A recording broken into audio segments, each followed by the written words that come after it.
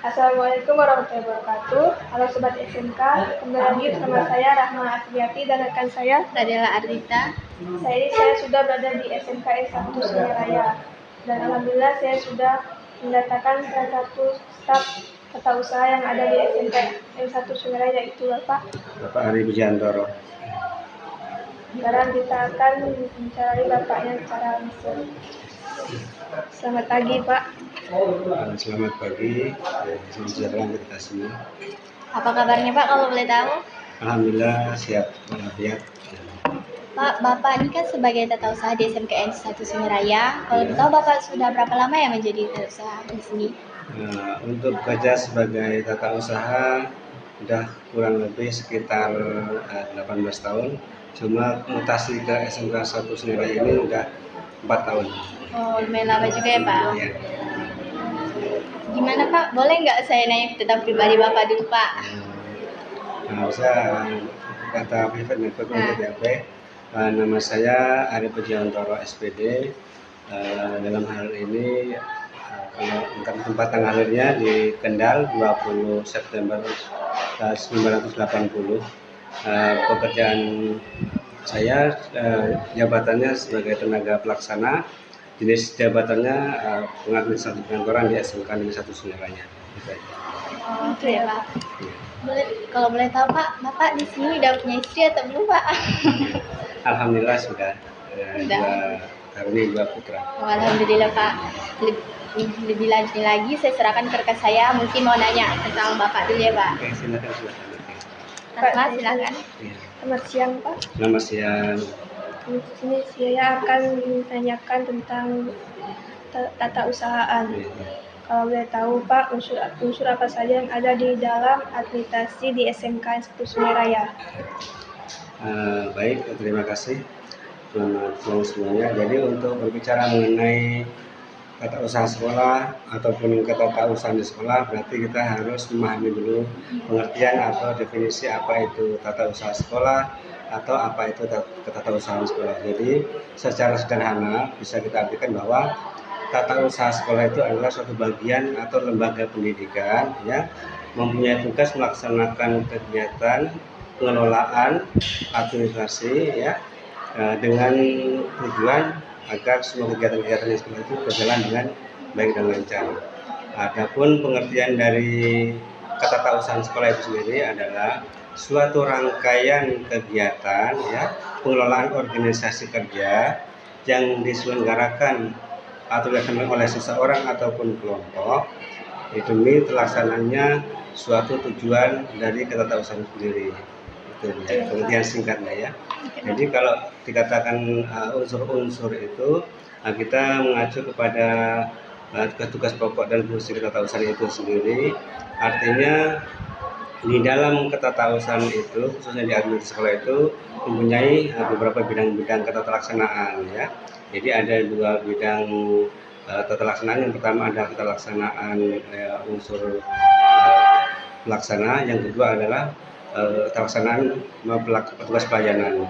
Jadi kalau yang menyangkut berkenaan dengan ketalaksanaan itu ada 8 bidang kerja. Kalau yang pelaksana layan itu ada beberapa dua bidang. Jadi diantaranya seperti kalau yang termasuk ke dalam pelaksana urusan itu seperti ada kepegawaian, pengasihan dan persyaratan, ya, keuangan dan sebagainya.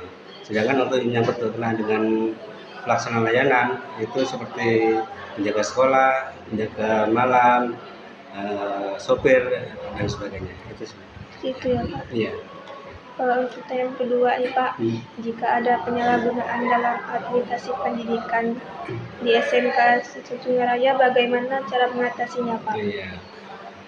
Dalam hal ini kita mengacu pada aspek dari pengertian tata usaha dan ketata usahaan itu sendiri ya. Kita pasti kebalakan bahwa dari pengertian yang telah saya sampaikan di awal tadi, berarti setidaknya ada aspek dalam penyelenggaraan ketatausaan. Yang pertama harus ada lembaga, yang kedua ada proses, yang ketiga ada tujuan.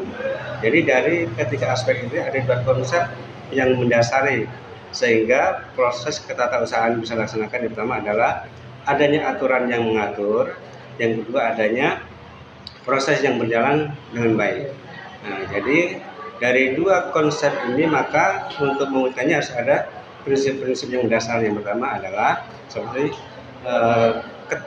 kepatuhan pada aturan dan ketaatan pada proses. Nah, mengapa terjadi penyalahgunaan atau penyelewengan dan sebagainya dalam proses pelaksanaan ketatausahaan itu? Karena ada aspek yang tidak terpenuhi atau salah satunya seperti ini, misalnya tidak taat pada aturan, tidak taat pada prosesnya, tidak patuh pada prosesnya. Itu menimbulkan permasalahan di dalam proses pelaksanaan ketatausahaan secara umum. Ya. Untuk yang ketiga nih Pak, bagaimana sih Pak cara mengatasi jika administrasi pendidikan di sekolah tidak dilaksanakan dengan baik? Ya, ada beberapa memang kalau terjadi hal-hal berkaitan tujuan kita dalam pelaksanaan pelayanan itu kan pertama tercapainya suatu tujuan pengelolaan administrasi, ya. Jadi kalau ada hal-hal yang dirasakan tidak sesuai dengan harapan atau ada masyarakat atau mitra layan yang merasa tidak layan baik, itu ada beberapa yang dilaksanakan seperti bisa memberikan masukan atau bisa memberikan pengaduan kepada pimpinan dan sebagainya. Gitu. Kalau seandainya itu memang ada penyalahgunaan wewenang atau pelayanan yang tidak semestinya. Gitu aja. Boleh saya tanya lagi? Iya, silakan.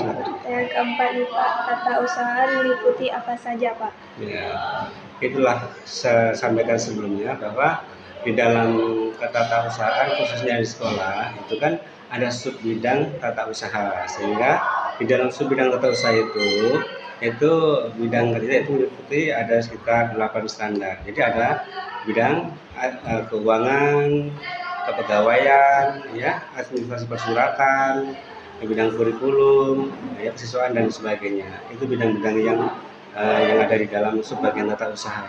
Itu aja. Itu.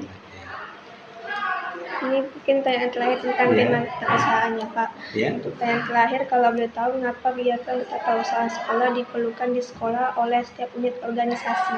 Iya, seperti saya sampaikan sebelumnya, bahwasanya lembaga tata usaha sekolah maupun prosesnya, yaitu ketatausahaan yang di sekolah itu sangat diperlukan karena dalam rangka untuk mencapai tujuan dari diadakannya ketatausahaan itu sendiri. Artinya ketatausahaan di sekolah itu merupakan ujung tombak atau menjadi pilar penting dalam melaksanakan semua proses ketatausahaan yang di sekolah, ya, mulai dari kesiswaan, guru, dan pelayanan kepada masyarakat. Nah, itu semuanya tidak lepas dari proses ketatausahaan. Artinya atau menjadi sub bidang di dalam administrasi, ya. Kalau di guru mungkin ada administrasi di dalam pembelajarannya, ya. Kalau di tata usaha di pengarsipan dan pesantren mungkin itu ada proses pengarsipannya, ya, mengagendakan surat-surat dan sebagainya. Ya. Mungkin itu saja pertanyaan untuk tema tata usahanya. Mungkin ada yang ingin ditanyakan dengan rekan saya, Pak. Oke, silakan. Oke, Pak, tentang masalah murid-murid SMKN Sungai Raya ini, gimana? Apakah ada bersangkutan dengan Bapak tata usaha apa, Pak? Maksudnya? Tata usaha, Bapak kan sebagai media tata usaha, apakah itu ada menyangkut di dalam program-program itu? Apakah ada menyangkut tentang murid? Oh, ya, baik. Jadi berkenaan dengan siswa atau murid itu sama. Artinya kan sudah saya katakan bahwa proses ketatausahaan itu meliputi semua aspek, termasuk juga terhadap kegiatan-kegiatan yang menyangkut dengan siswa. Artinya semua siswa juga bisa terlibat di dalam proses itu, karena aspek yang menjadi orientasi layanan kita di sekolah itu kan ada guru, ada siswa, ya, ada kepala sekolah dan sebagainya, ya. Jadi artinya murid itu sendiri sepertinya menjadi bagian penting dalam mitra layanan. Seperti contohnya keperluan surat menyurat tentang surat keterangan dan sebagainya kan. Nah, itu salah satu bagian contohnya. Ya. Bapak menjabat sebagai tata usaha ini kayak mulai dari merintisnya gitu Pak, mulai dari mulai kuliah Bapak memang kepengen jadinya atau gimana Pak?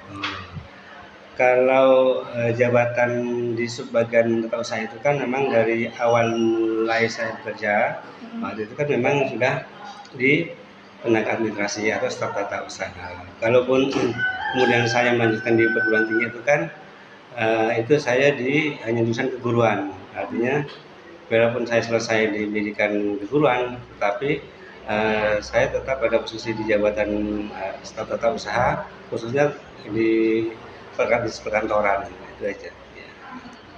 Di sistem Bapak masuk kerja ini berarti kayak sama dengan guru-guru lainnya Pak?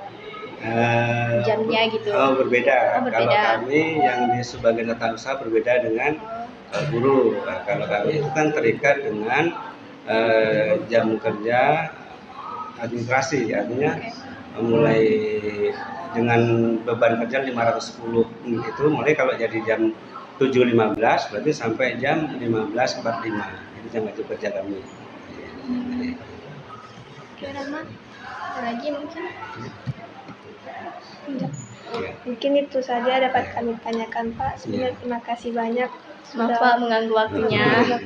Terima kasih sama-sama. Udah, terima kasih banyak. Itu saja podcast kita hari ini. Sampai jumpa dari